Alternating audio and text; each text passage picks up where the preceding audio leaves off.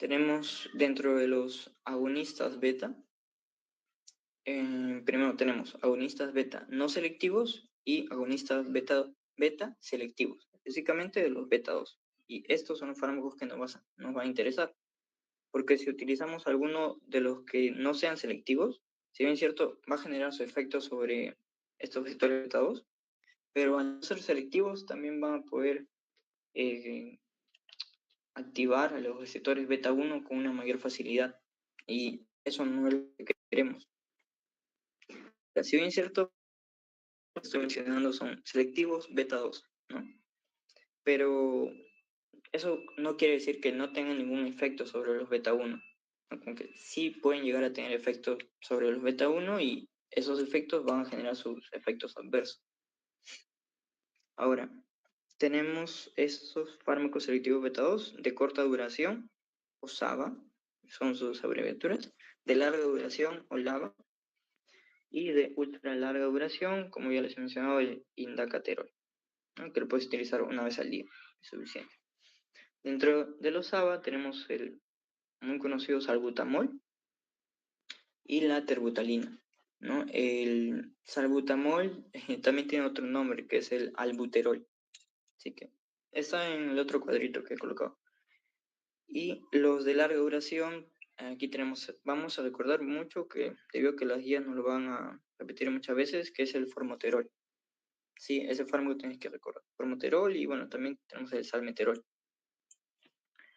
Ahora, de estos fármacos antimuscarínicos, también tenemos SAMA y LAMA, es decir, de corta duración y de larga duración. Sí, dentro de los SAMA tenemos al bromuro y patropio. Este se suele administrar en una dosis de 40 microgramos de 3 a 4 veces al día. Y en los LAMAs tenemos al bromuro de tiotropio y también el bromuro de aclidina. Ahora, una diferencia entre estos SAMA y LAMA es que los SAMA no son tan selectivos. En cambio, los LAMA, como les había mencionado, sí tienen una selectividad, pero esa selectividad me refiero a una selectividad cinética. Es decir, que se va a poder mantener unido por un mayor tiempo a los receptores tanto M1 como M3.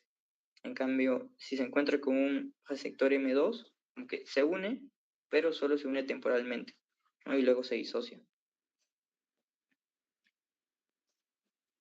Bien, ahora, el bromuro de tiotropio, aquí podemos observar sus dosis de 18 microgramos una vez al día, su administración.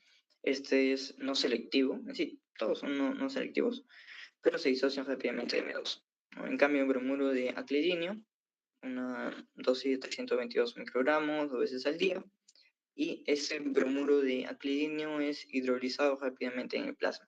Por ende, este no va a generar tantos efectos adversos, porque si es que llegara a la circulación sistémica, va a ser rápidamente hidrolizado por proteasas y por ende no va a poder disociarse o distribuirse hacia otros tejidos debido a su grabación, ¿no? Y aquí tenemos una tabla para que puedan observar, ¿no? Este es salbutamol, eh, un SABA, ¿no? Un agonista beta adrenérgico de acción corta, el cual podemos observar que su tiempo de inicio es de 3 a 5 minutos, ¿no? Su tiempo de efecto máximo de 60 a 90 minutos y tiene una duración de 180 a 360 minutos. Si se dan cuenta, salbutamol, terbutalina, formoterol, también tiene un inicio de 3 a 5 minutos. Y formoterol, ¿qué era? Formoterol era un... Este era un SABA y formoterol era un LABA. ¿Eso qué me quiere decir? Que formoterol en sí, para que empiece a iniciar, ¿no? Para que su efecto se haga evidente de broncodilatar, va a demorarse el mismo tiempo que el salbutamol. O sea, ambos a los 5 minutos ya van a estar haciendo su efecto. Pero el formoterol va a tener, como al ser un LABA, va a tener un efecto mucho más prolongado a lo largo del tiempo. Miren, 720 minutos. En cambio, este 360. Ya, y esto es importante porque luego lo vamos a ver que en las guías lo que se recomienda ya no es tanto salbutamol, ¿no? Sino que van a haber dos vías o sea, dos, digamos, algoritmos que nos van a recomendar. Y antiguamente se recomendaba utilizar salbutamol, pero ahora se recomienda utilizar este LABA, que es el formoterol específicamente, ¿no? Porque con este fármaco se han hecho la mayoría de estudios. Ahora, luego tenemos los antimuscarínicos como hipatropio y tiotropio, ¿no? Hipatropio que era de acción corta, un SAMA, y tiotropio que era de acción más prolongada, ¿no? Un LAMA.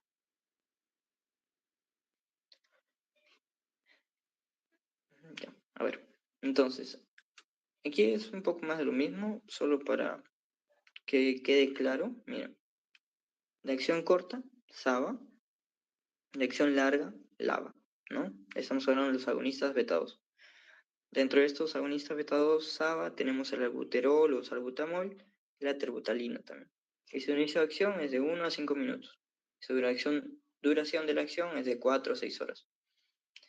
Y por otro lado, dentro de los LABA tenemos al formoterol. Este formoterol también tiene su inicio de acción a los 1 o 5 minutos. O sea, ambos van a actuar a los 5 minutos. Pero su duración de la acción va a ser mucho mayor, el doble. O sea, va a poder durar hasta más de 12 horas. Y el salmeterol, a pesar de ser un LABA, ¿no? Este sí se va a demorar mucho más, ¿no? Su inicio de acción es de 30 a 45 minutos, pero su duración de la acción también va a ser mayor a 12 horas.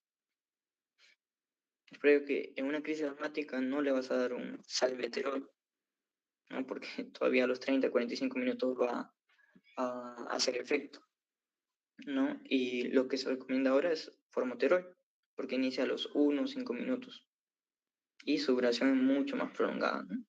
Más de 12 horas. Bien, entonces, eso es lo que les había mencionado, ¿no? ¿Para qué los vamos a utilizar? Tenemos exacerbaciones agudas, vamos a utilizar agonistas beta-2, ¿no? Selectivos. Ahora, antiguamente se recomendaba los de acción corta, como el albuterol, ¿no? También porque esto es mucho más económico, ¿no? En cambio, formoterol cuesta un poco más, pero es lo que la guía te recomienda. Ahora, o de manera profiláctica, es decir, enfermedades que ya tengan un largo periodo de tiempo, lo vamos a utilizar estos agonistas beta-2, pero los de acción prolongada, como el salmeterol. Ahora, ¿cuáles son sus contraindicaciones? Ya, primero, no vas a poder utilizar un agonista beta-2 cuando el paciente obviamente tenga hipersensibilidad a estos agonistas beta-2, ¿no? Esa es la contraindicación absoluta. Y para los demás casos sí tienes que tener mucho cuidado. ¿Esto por qué? Porque, por ejemplo, un paciente hipertiroideo va a tener un aumento de la frecuencia cardíaca, ¿sí? Porque estos pacientes hipertiroideos van a generar una mayor expresión de receptores beta 1 que se localizan a nivel cardíaco. Entonces, como hay una mayor expresión de estos receptores beta 1 y obviamente sus contraindicaciones van a estar dadas por sus efectos adversos sobre los receptores beta 1. ¿Sí? Si bien es cierto, son selectivos para beta 2, pero eso no quiere decir que no tengan efecto sobre los beta 1. Sí pueden llegar a tener efecto. Ahora, al estimular esos receptores beta 1, a niveles cardíacos, yo voy a aumentar la frecuencia cardíaca. Entonces, si en el hipertiroidismo hay un aumento de la expresión de receptores beta 1 y yo estoy administrando un fármaco que estimula, si bien ciertos receptores beta 2, pero puede llegar a estimular a los receptores beta 1, voy a aumentar aún más la frecuencia cardíaca de un paciente hipertiroideo. Entonces hay que tener mucha precaución. Ahora, en glaucoma, específicamente glaucoma de ángulo estrecho, debido a que estos agonistas beta pueden generar una midriasis Y sería más o menos así. Por ejemplo, este es el globo ocular. Perdón. Ya, este es el globo ocular, ¿no? Y aquí tenemos el iris, ¿ok? Y ya, por aquí vamos a tener músculos. Ahora, en una midriasis quiere decir la dilatación de la pupila, ¿ya? Al dilatarse la pupila, que esto quiere decir que la pupila se va a poder hacer mucho más visible, ¿no? Aquí la pupila está dilatada, ¿ya? Pero esa dilatación de la pupila se dio por esta contracción de estos músculos ciliares. Entonces, hay que tener en cuenta que al contraerse estos músculos ciliares, en sí, este ángulo iridio-corneal es importante porque por este ángulo teníamos un conjunto de vasos venosos que desembocaban en este ángulo iridio-corneal, que es el conducto de Schlemm, ¿no? Y por este conducto de Schlemm drenaba el humor acuoso. Entonces, como yo estoy, al generar esta midriasis, como yo estoy haciendo mucho más estrecho este ángulo, voy a evitar que el humor acuoso se drene adecuadamente por este conducto, de tal manera que el humor acuoso se va a empezar a acumular. Al acumularse en la cámara anterior del ojo, va a empezar a aumentar la presión intraocular del ojo y, obviamente, si un paciente ya de por sí tiene glaucoma, ¿no?, de ángulo estrecho, y yo estoy generando una midriasis que está ocluyendo o estrechando aún más este ángulo iridio-corneal, entonces la presión intraocular va a aumentar aún más. Por eso es que hay que tener mucha precaución. Ahora, en pacientes diabéticos también, porque al estimular a los receptores beta del hígado, voy a desencadenar toda una vía de señalización que me va a generar un aumento, una estimulación de la glucogenólisis, de tal manera que va a aumentar aún más la glucosa en sangre de lo que ya estaba en un paciente diabético. En pacientes que tengan hipopotasemia, debido a que al estimular a receptores beta de todo el sistema tubular, ¿no?, del riñón, yo específicamente voy a estimular una bomba, que es la bomba de sodio, potasio, TPase, de tal manera que voy a estimular la excreción de potasio hacia la vía urinaria. Al yo excretar o al orinar más potasio, estoy disminuyendo las concentraciones de potasio en sangre, por eso aquí es M. Entonces, si un paciente ya de por sí tiene hipopotasemia y utiliza un agonista beta que genera más hipopotasemia al aumentar la excreción de potasio en la orina, entonces voy a perjudicar aún más esta hipopotasemia. Ahora, en pacientes que tengan convulsiones, también porque al estimular a los receptores beta de las neuronas, puedo generar una hiperexcitabilidad de estas neuronas, y por ende empeorar o hacer mucho más frecuentes estas convulsiones. En enfermedades cardiovasculares, principalmente por el aumento de frecuencia cardíaca que habíamos hablado, ¿no? Porque si aumenta la frecuencia cardíaca y, por ejemplo, un paciente que tenga un infarto, ya, tiene una enfermedad cardiovascular. ¿Qué pasaría si yo aumento aún más la frecuencia cardíaca con un agonista beta? Lo que va a pasar es que, si bien es cierto, el corazón se va a contraer, ¿no?, en sístole, y se va a relajar en diástole. Cuando se relaja, el corazón es cuando se va a nutrir. Pero yo aumentar esa frecuencia cardíaca, lo que voy a hacer es disminuir la duración de la diástole.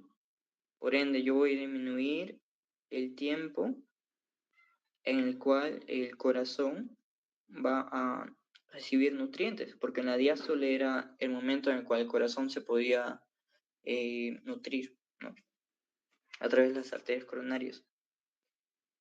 Y por ende voy a empeorar mucho más el infarto. Pues en enfermedades cardiovasculares hay que tener precaución. a utilizar estos agonistas betados.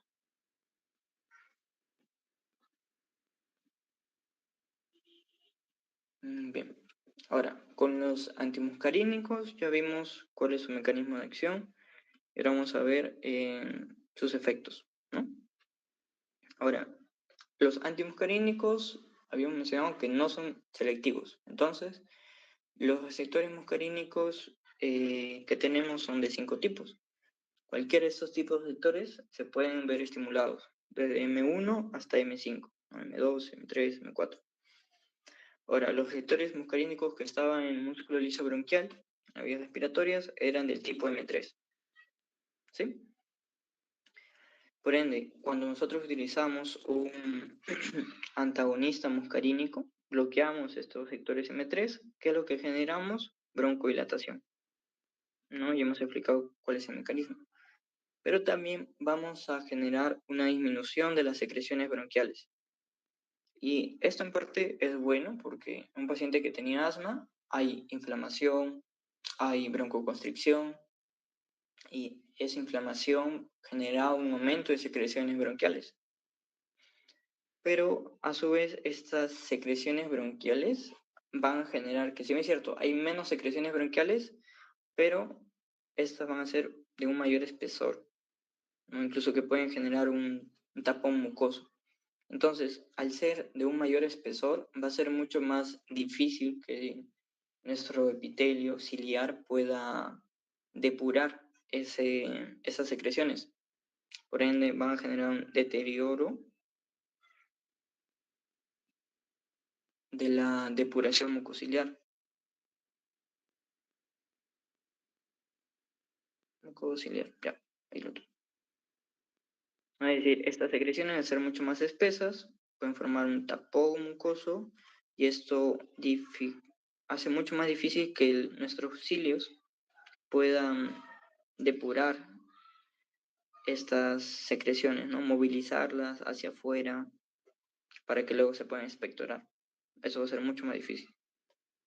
Entonces, estos antimuscarínicos pueden generar este efecto, sí, a excepción del hipatropio, ¿no? El hipatropio netamente tiene un efecto broncodilatador sin generar este deterioro de la depuración mucociliar, ¿sí? El tiotropio sí, este sí genera broncodilatación y disminución de secreciones bronquiales, por ende aumenta su espesor, pero el hipatropio no.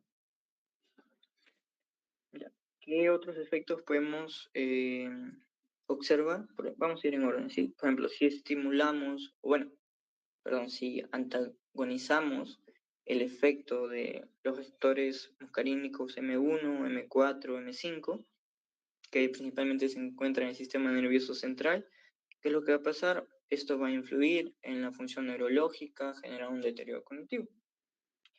Si antagonizamos el efecto de los M2, que se localizan principalmente en el corazón, entonces vamos a generar una frecuencia cardíaca aumentada, una taquicardia,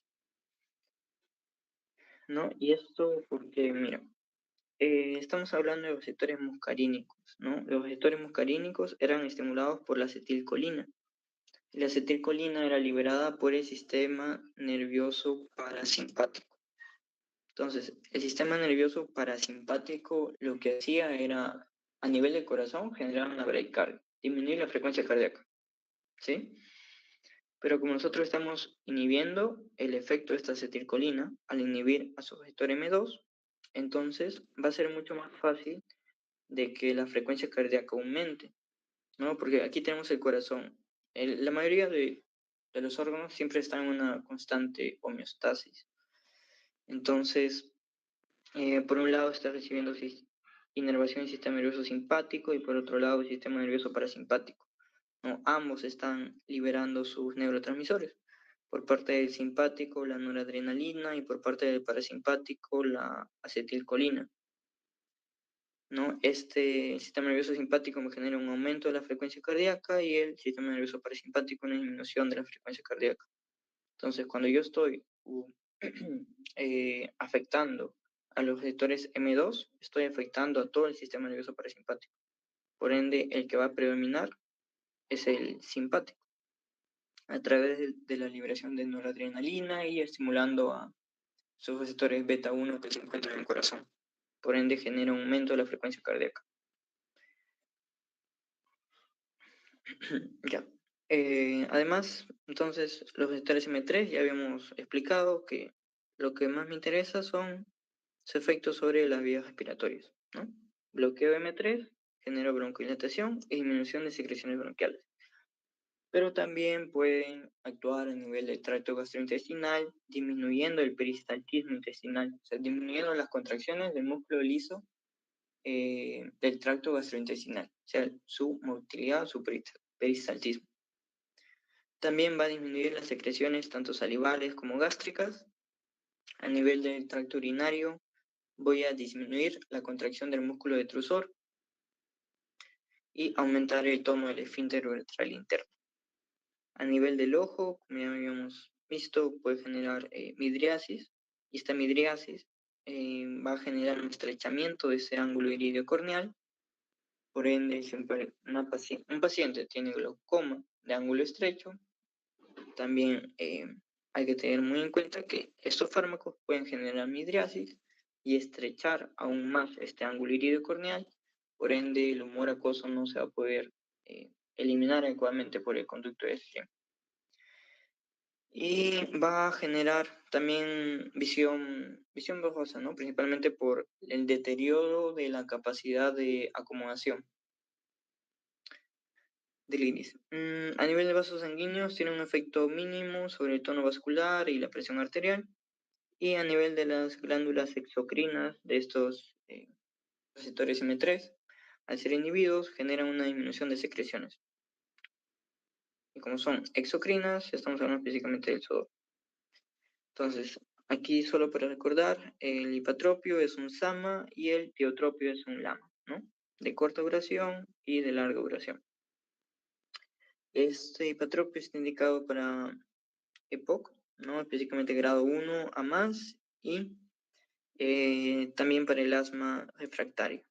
Sí, es decir, que es muy, muy difícil de curar. O de tratar, perdón.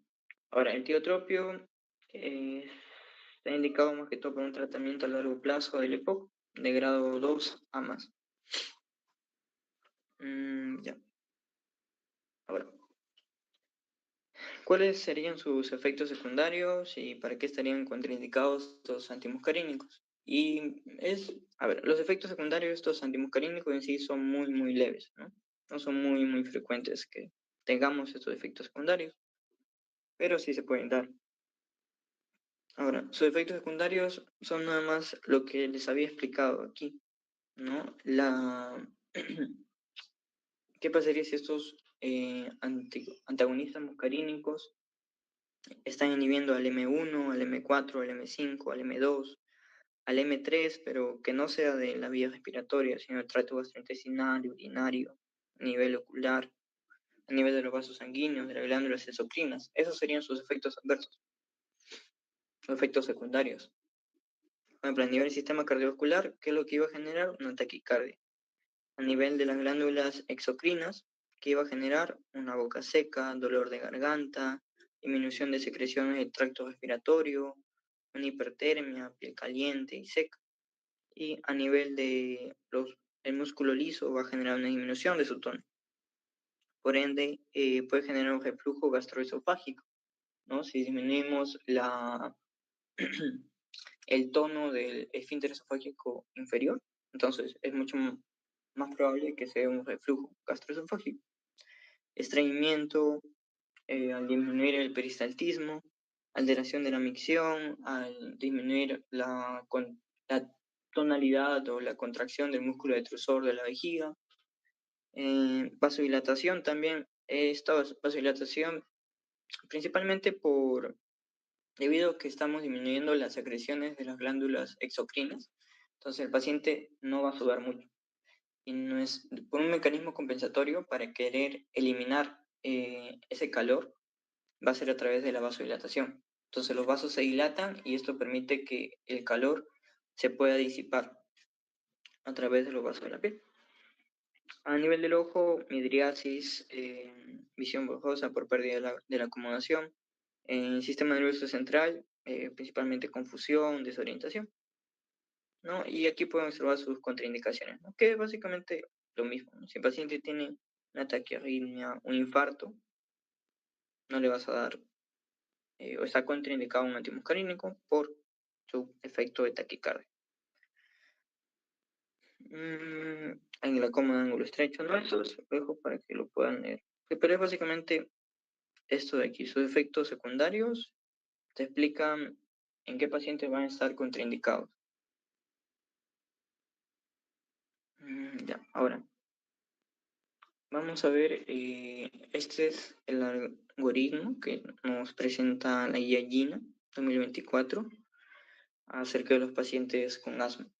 Y entonces, imaginemos que tenemos un paciente que tiene síntomas de asma diarios, se despierta por más de... Se despierta una vez por noche o más veces durante una semana, tiene una disminución de la función pulmonar o han tenido una exacerbación reciente, ¿no? Si cumple con todas estas características, entonces lo que se va a hacer es administrar una corticoide inhalado más un LABA, ¿no? Que específicamente es el formoterol, pero a dosis media. Entonces, esa es la principal terapia que se va a utilizar. Ahora, si el paciente ya no tiene síntomas todos los días, sino la mayoría de días, ¿no? Es decir, de una semana tiene síntomas 6. Ahora, ¿qué más? De la misma manera, ¿no? Se levanta durante la noche una o más veces a la semana y tiene una disminución de la función pulmonar. Si cumple con todo esto, entonces se le va a administrar de la misma manera un corticoide inhalado más formoterol, pero ya no va a ser a dosis media, sino va a ser a dosis bajas. Ahora, si este no es el caso y es un paciente que tiene síntomas leves, con una frecuencia menor a 3 a 5 días, su función pulmonar está normal o está levemente reducida, entonces se le va a administrar también de la misma manera un corticoide inhalado más formoterol, pero primero que todo a bajas dosis y según necesidad. Es decir, según el paciente sienta un poco mal, se va a administrar. Bien, entonces, el mensaje en sí es que ante un paciente que tiene, por ejemplo, puede tener una crisis asmática, en ese caso se le da un aliviador, un aliviador. O si ya no tiene crisis asmática, entonces lo que buscamos es controlar la enfermedad. Entonces, antes, como aliviador, se recomendaba el SABA. Un SABA, como el salbutamol o albuterol, ¿no? Que es su otro nombre. Pero esta guía que nos menciona que se había reportado que más de 3, o sea, sabemos que el salbutamol viene en esos frasquitos, ¿verdad? Entonces, cuando se utilizaba, personas que utilizaban más de 3 de esos frasquitos al año, presentaban una mayor cantidad de exacerbaciones. Y en personas que utilizaban más de 12 frasquitos al año, tenían un mayor riesgo de mortalidad. Por ello que la guía te recomienda iniciar directamente con un LABA, como formoterol, con un corticoide inhalado, ¿no? Nunca se debe administrar simplemente un LABA, no siempre se debe acompañar con un corticoide inhalado, porque habíamos visto que en el asma no solo es la broncoconstricción, sino también es la inflamación.